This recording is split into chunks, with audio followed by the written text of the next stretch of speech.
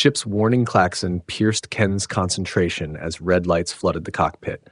His hands flew across the control panel, fighting against the rapidly failing systems of his research vessel, the Star Weaver. Computer status report. Multiple system failures detected. Primary engine offline. Secondary systems compromised. Atmospheric entry imminent. The AI's voice remained eerily calm as the ship plummeted toward the unknown planet below. Through the view, a world of vibrant purples and blues filled his vision.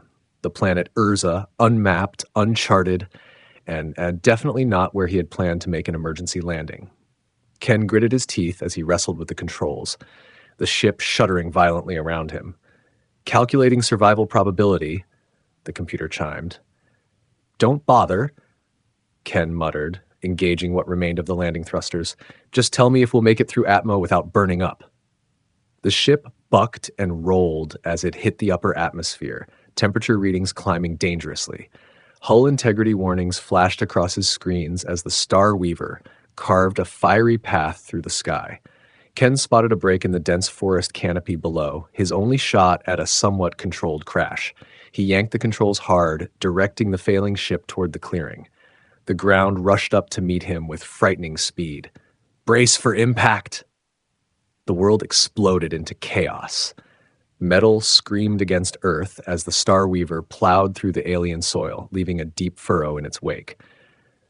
Ken's safety harness dug into his shoulders as the ship finally ground to a halt, steam hissing from its wounded hull. When the dust settled, Ken's first thought was that he must have hit his head harder than he realized. The forest around his crash site was glowing, pulses of bioluminescent light rippling through the vegetation in waves of blue and green, almost like the plants were responding to the chaos of his landing. Computer atmosphere analysis, he commanded. Atmosphere composition within human-compatible parameters. Warning, unknown biological agents detected. Recommend sealed environment suit for initial survey. Ken nodded, already reaching for his emergency gear. He sealed his environment suit and grabbed his scanner and emergency pack before popping the airlock. The moment he stepped outside, the forest glow intensified.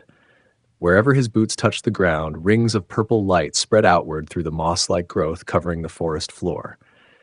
Incredible, he breathed, watching as his scanner tried to make sense of the readings.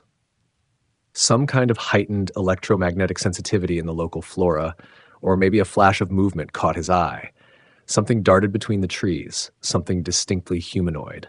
Ken's hand instinctively moved to his hip where his pulse pistol was holstered. Hello, he called out, keeping his voice steady. I mean no harm. My ship was damaged, and I had to make an emergency landing. The forest went eerily still. Even the bioluminescent pulses seemed to hold their breath. Then she stepped into view, and Ken forgot how to breathe. She was tall, easily matching his 6-foot frame, with skin the color of twilight sky. Her features were sharp, almost predatory, framed by what looked like living vines that moved with a life of their own. But it was her eyes that held him frozen. They literally glowed with an inner fire that made the forest light show pale in comparison. The plants around her shifted from their peaceful blues to angry reds and oranges. Ken's scanner suddenly went haywire, readings spiking off the charts.